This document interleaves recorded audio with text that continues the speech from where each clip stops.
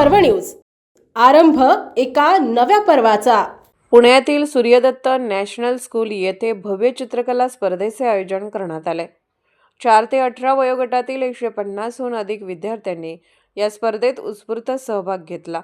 Save nature, save world, mobile व्यसनमुक्ती, शाश्वत विकास अशा विषयांवर विद्यार्थ्यांनी रंग, रेषा आणि कल्पनांच्या माध्यमातून सामाजिक संदेश मांडले.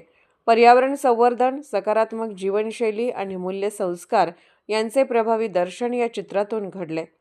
या उपक्रमातून मुलांची सृजनशीलता व अभिव्यक्ती विकसित होते, असे मत प्राध्यापक डॉक्टर संजय बी चोरडिया यांनी व्यक्त केले.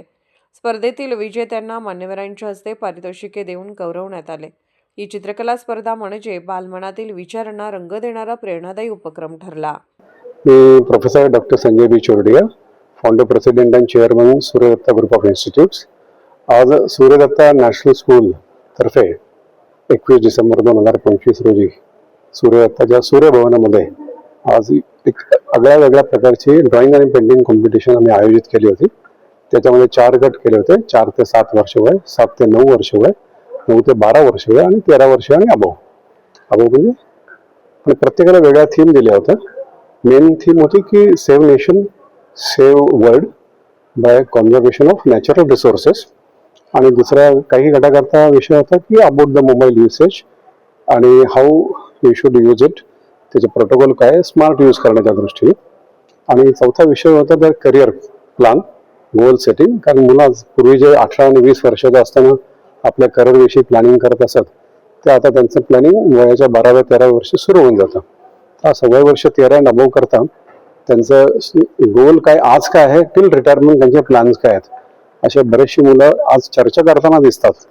त्याचं कारण असं आहे की मॅच्युरिटी लेवल पूर्वी जी होती, 10 वर्षापूर्वी होती आणि आज आहे आणि परत उद्या होणार आहे, ती दिवसेंदिवस 18वरून 16वर, 16वरून 14वर, 14वरून 12 वर्षापर्यंत आलेली आहे. कारण त्यांना तेवढं एक्सपोजर मिळत आहे. दररोज इंटरनेटच्या माध्यमातून, सोशल मीडियाच्या माध्यमातून ते वेगवेगळ्या घटना बघतात, वेगळ्या व्हिडिओज बघतात, वेगवेगळे नवीन आर्टिफिशियल इंटेलिजन्स वगैरे अशा काही टेक्नॉलॉजी उपलब्ध झालेल्या आहे. आणि when they have born it self त्यांच्याकडं हातात कॉम्प्युटर, लॅपटॉप, मोबाईल वगैरे आलेला आहे. बरंचसं ऑनलाईन एज्युकेशन सुरू झालेलं आहे. बरेचसे चांगल्या गोष्टी यूट्यूबच्या माध्यमातून ते शिकतात. आणि हे करतच असताना थोडेफार काही लोक वेगळ्या वाटेवर पण जातात. तर नेमक्या त्यांच्या मनात काय चाललंय, त्यांचे करिअर प्लॅन काय, ते कोणाकडे बघतात ॲज अ रोल मॉडेल म्हणून, ते कोणाकडनं इन्स्पिरेशन घेतात, याची व्याख्या दररोज बदलली जाते. आणि हे करत असताना बऱ्याचदा त्यांचे पेरेंट्स त्यांच्या जवळ नसतात. Particularly after the school hours जेव्हा ते घरी जातात, पेरेंट्स 6, 7, 8, 9ला डिपेंडिंग अपॉन देअर प्रोफेशन ते घरी येत असतात. बिझनेसमन असलं तर आणखी उशीर येतात. काहींचे पेरेंट्स अब्रॉड असतात आणि काहींच्या घरी मार्गदर्शन करणारे कोणी नसतात. त्यांना डे केअरमध्ये सोडलेलं असतं, कोणी कुठल्या क्लासला जात असतं. तर नेमकं तिथे काय करतात, काय करायला पाहिजे, काय नाही करायला पाहिजे, त्यांच्या मनात काय आहे, अशा बऱ्याचशा गोष्टी आपण सध्या न्यूजपेपरमध्ये, वर्तमानपत्रातून किंवा सोशल मीडियावर किंवा TV च्या माध्यमातून आपण बघत असतो. तर याचे चांगले परिणाम पण आहे, दुष्परिणाम पण आहे. तर मुलांना योग्य वेळी योग्य दिशा दाखवून जर आपण त्यांना एक करिअर पाथवे त्यांच्या लायकिंग प्रमाणे त्यांना जर मोल्ड केलं, त्यांना आज कुठल्याही मुलाला आपण आज कसं आहे की वयाच्या 18 वर्षानंतर तर स्वातंत्र्य आहे त्यांना त्यांचा आयुष्याचा निर्णय घेण्याचा. पण तो निर्णय त्यांनी काय घेतला पाहिजे आणि आता तो काय घेतो वयाच्या 14व्या वर्षी, 12व्या वर्षी, ह्याचं सर्व गणित आपण लक्षात घेऊन त्या मुलाला समजेल अशा भाषेत, आवडेल अशा भाषेत त्यांना जर सांगण्याचा आम्ही एक शाळेच्या माध्यमातून, काउन्सिलर्सच्या माध्यमातून, एक्सपर्ट्सच्या माध्यमातून प्रयत्न करतोय. तर नेमकं ह्या त्यांच्या मनात काय झालं हे पेन डाऊन करण्याकरता ड्रॉइंगची कॉम्पिटिशन घेतली आणि प्रत्येकाचं व्हिजन वेगवेगळं आहे. जेव्हा आम्ही एक सांगितलं की beginning of the career, goal setting till retirement, तर ड्रॉइंग्समध्ये प्रत्येकाचे वेगवेगळे व्ह्यू वेगवेगळ्या पद्धतीने मांडण्यात आले आणि ते बरंच काय बोलत होतं. कॉम्पिटिशनच्या वेळेस मुलांची बसण्याची क्षमता, कॉन्सन्ट्रेशन, फोकस, डेडिकेशन आणि आपण जे म्हणतो ना की एक त्याच्यामध्ये पूर्ण जीव ओतून आपण घेतला पाहिजे. कुठल्याही एखादी स्पर्धा असली की त्यांनी प्रत्येकजण आपलं 100% त्याच्यापर्यंत द्यायचा प्रयत्न करत असतो. आता त्या 100%चा आउटपुट जो असतो तो प्रत्येकाचा वेगळा असू शकतो, पण 100% देण्याचं आपल्या हातात असतं. तर त्याची कुठेतरी कमतरता जाणवली. मग ही कमतरता काय आहे? मग फिजिकल फिटनेसमुळे असेल, मेंटल फिटनेसमुळे असेल, अपब्रिंगिंग त्याप्रमाणे झालं नसेल, गायडन्स दिला गेलं नसेल, काउन्सिलिंग तसं झालं नसेल, मेंटरिंग तसं झालं नसेल आणि असे बरेच काही पॅरामीटर्स असू शकतात. मग ह्याचा एक अभ्यास इनडायरेक्टली होतो कारण कुठल्या ऍक्टिव्हिटीला जोपर्यंत सिच्युएशनला आपण जोपर्यंत त्यांना एक्सपोज करत नाही तोपर्यंत त्यांच्यामधला खरा तो काय आहे ते कळू शकत नाही. आणि आता प्रत्येक मुलाला सेम टीचर असतो, सेम वर्ग असतो, सेम सेटअप असतो, सेम फॅसिलिटीज असतात, पण प्रत्येक मुलगा वेगळा घडतो तरी सुद्धा. तर का? कारण तो physically, mentally, psychologically, emotionally, spiritually तेवढा कनेक्टेड नसतो. प्रत्येक जण वेगळा असतो. कोणाला काही घरचे प्रॉब्लेम, मानसिक प्रॉब्लेम असतात, कोणाला काही मार्गदर्शनच नसतं, काही सिंगल पेरेंट असतात आणि आणखी बरेच इश्यूज आहेत, चॅलेंजिंग इश्यूज त्यांच्या जीवनामध्ये, काही ऑब्झर्वेशनमुळे, काही टेक्नॉलॉजीमुळे. तर याचा कुठेतरी आपण एक चांगला प्रयत्न केला पाहिजे आणि जास्तीत जास्त मुलांना योग्य गाईडलाईन, योग्य पाथवेवरती आणण्याचा प्रयत्न केला पाहिजे. ह्या अनुषंगाने ही स्पर्धा आयोजित केली होती. या स्पर्धेला 150हून अधिक विद्यार्थ्यांचा रिस्पॉन्स मिळाला आणि खास करून त्यांचे पेरेंट्स हे सर्व इथे आलेले होते. तर मला याचा एक फार मोठा आनंद वाटतोय की एक चांगल्या उपक्रमाची सुरुवात झालेली आहे. Save nature, save nation, save world for sustainable development. This was the theme. I think it was a great success. आणि नेक्स्ट टाइम काही लोकांचं सजेशन आलं की पेरेंट्सने देखील याच्यामध्ये भाग घ्यावा आणि ती देखील आम्ही नेक्स्ट टाइमची आमची जी कॉम्पिटिशन होईल फेज 2 म्हणून आपण याला किंवा इनिशिएट राऊंड 2, तर त्यावेळेस आम्ही निश्चित पेरेंट्स करता देखील स्पेशल अरेंजमेंट्स करू त्यांच्या रिक्वायरमेंट्स प्रमाणे आणि आपल्या मुलांबरोबर त्यांना देखील आम्ही याच्यामध्ये भाग घ्यायला लावू. आज ते फक्त उपस्थित होते, पुढच्या वेळेस ते तयारी करून येतील असं आम्ही त्यांना आवाहन देखील केलेलं आहे आणि त्यांच्या सजेशन्स जे काय होते त्याचं देखील आम्ही सर्व नोंद केलेली आहे आणि निश्चितच पुढची होणारी कॉम्पिटिशन अतिशय आणखी ह्याच्यापेक्षा जास्त यशस्वी होईल याची मला खात्री आहे. आपण सर्वजण इथं आलात त्याबद्दल मी सर्व पेरेंट्सचे, मुलांचे, पत्रकारांचे, ज्युरी मेंबर्सचे, चीफ गेस्टचे, गेस्ट ऑफ ऑनरचे आणि आमच्या सर्व टीचर्सचे, कोऑर्डिनेटर्सचे, व्हॉलेंटियर्सचे, फ्रंट अँड बॅक एंडच्या टीमचे मी मनापासून स्वागत करतो. खास करून युवराजी चोळेने आज रविवार असून इलेक्शन्स आलेले आहेत तरी देखील आपण सर्व इथे आला, तर सर्व पत्रकारांचे मी मनापासून अभिनंदन करतो आणि असाच तुमचा सपोर्ट कायमस्वरूपी विद्यार्थ्यांकरता आणि टीचर्स करता खास करून राहो. आणि तुमच्यामुळे मुलांना ही थोडीफार प्रसिद्धी मिळते, प्रसिद्धीमुळे मोटिवेशन मिळतं, मोटिवेशनमुळे काहीतरी करण्याची इच्छा होते, त्याच्यामधून ते इन्स्पायर होतात आणि एकदा इन्स्पायर झाले की कायमस्वरूपी ते इन्स्पिरेशन मिळण्याकरता त्याची वाट बघत असतात आणि ह्याच्यामध्ये पत्रकाराचा फार मोठा रोल आहे असं मला वाटतं. तर सर्व माध्यम समूहाचं देखील मी मनापासून अभिनंदन करतो, धन्यवाद देतो. Thank you so much, all the best. नमस्ते, मैं प्रतिभा दुगड़। सूर्य दत्ता ने, संजय सर ने हम लोगों को एज अ जूरी बुलाया था क्योंकि हम लोग ड्राइंग करते, पेंटिंग करते और संजय सर हमेशा हमारे साथ रहते हैं।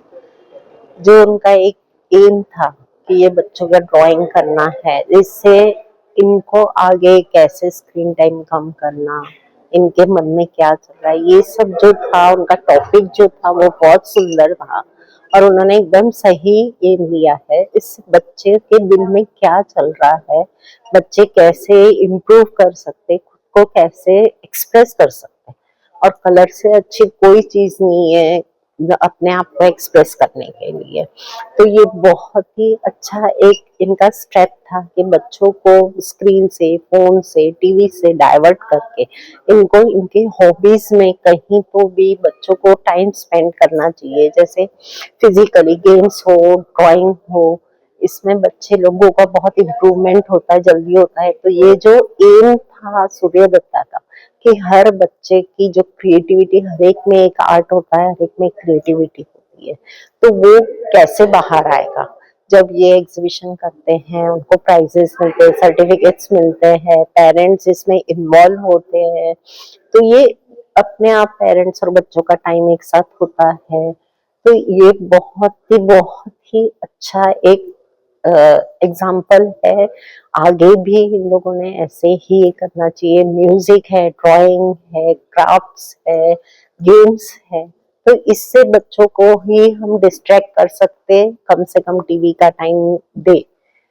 पढ़ाई से भी ज्यादा ये जरूरी है कि अब वो अपने आप को काय में तो भी कोई तो भी इंटरेस्ट के काम में इन्वॉल्व करे, और जब इंटरेस्ट हमको पता नहीं होता हमारे अंदर क्या इंटरेस्ट है, लेकिन जब एक कॉम्पिटिशन्स होते तो इसमें बच्चों को अपना अपना इंटरेस्ट उजागर होता है कि हाँ मुझे पेंटिंग में इंटरेस्ट है, मुझे गेम्स में इंटरेस्ट है, तो ये सब इससे बाहर आएगा और ये बच्चे कुछ तो आगे सोच सकते कि हमको ये करना है, या स्ट्रेस, यहाँ पे हम अपना स्ट्रेस कम कर सकते हैं, तो ये बहुत जरूरी है। थैंक यू सूर्य दत्ता सब चीज के लिए बहुत अच्छा अरेंजमेंट था, बहुत कम टाइम में उन्होंने कहा और बहुत अच्छा अरेंजमेंट था, तो थँक्स. नमस्कार, मी कल्याणी प्रशांत साळुंखे. आज मी सूर्यदत्तामध्ये ऍज अ चित्रकलेची जी कॉम्पिटिशन झाली त्याचं परीक्षण करण्यासाठी आले होते. अनेक विद्यार्थ्यांनी खूप छान छान प्रकारे चित्र काढली होती. त्या चित्रांमधून त्यांचे नंबर काढणं थोडंसं अवघड गेलं, कारण मुलांच्या अंगामध्ये एवढी कलाकृती आहे, त्यांचा हात एवढा फिनिश आहे, एवढी लहान मुलं पण एवढ्या वेगवेगळ्या विचार करून चांगले चित्र काढू शकतात ह्याचा एक आज अंदाज आलेला आहे. चित्रांचं आम्ही ज्यावेळेस सिलेक्शन केलं, जो काही टॉपिक दिला होता त्याच्याशी रिलेटेड त्यांनी चित्र कशी काढलेली आहे, त्याच्यामध्ये कलर कसा भरलेला आहे, कुठले कुठले मीडिया यूज केलेले आहेत त्यांनी, त्याच्यामध्ये कुठले कुठले वेगवेगळे स्ट्रोक्स वगैरे दिलेले आहेत, जसं की गिगलिंग, स्टिपलिंग वगैरे आहे. याच्यामध्ये सुद्धा एवढ्या लहान मुलांनी छान प्रमाणे चित्र तयार केलेली आहेत. अजून त्यांना जे टॉपिक दिले होते की निसर्ग कसा राहिला पाहिजे किंवा निसर्ग कसा वाचला पाहिजे, याच्या बाबतीमध्ये सुद्धा त्यांनी खूप छान चित्र काढलेले आहेत. पृथ्वी जर असेल, जर पृथ्वी आपण आकाशातून बघत असू तर ती पृथ्वी कशी दिसणार आहे हे सुद्धा अनेक मुलांनी चांगल्या पद्धतीने दाखवायचा प्रयत्न केलेला आहे. की पृथ्वी म्हणले की कशी म्हणजे सौजन्यशीलता पाहिजे त्याच्यामध्ये अनेक प्रकारची झाडं झुडपं पाहिजे आहेत, आणि ती झाडं झुडपं असल्याप्रमाणे जसं माणूस त्याच्यामध्ये राहणार आहे त्या जंगलामध्ये किंवा झाडांच्या सहवासामध्ये, तो माणूस कसा आनंदी राहिला पाहिजे हे सुद्धा त्यांनी त्यांच्या चित्रांमधून चांगल्या प्रकारे दाखवलेलं आहे. हे जसे काही चित्रकला स्पर्धा घेतल्या जात आहेत त्याच्यातून मुलांच्या अंगामध्ये जे गलगुण आहेत ते बाहेर येतच आहेत, पण त्यांची थिंकिंग लेवल किंवा एक विचार करण्याची जी क्षमता आहे ती त्याच्यातून बाहेर पडत आहे. आणि चित्रकला म्हणजे आनंद देणारं क्षेत्र आहे.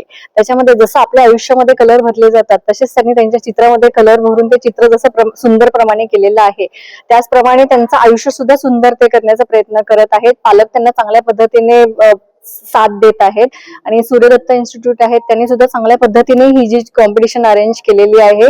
बऱ्याच प्रमाणामध्ये इथे विद्यार्थी संख्या उपस्थित होती, पालक सुद्धा उपस्थित होते, आणि त्यांनी जी चित्रकला स्पर्धा ज्या हेतूने घेतलेली आहे की मुलांच्या डोक्यामध्ये नक्की काय विचार आहेत हे पेपरवर उतरवले गेलेले पाहिजे, हे चांगल्या पद्धतीने मुलांनी केलेलं आहे.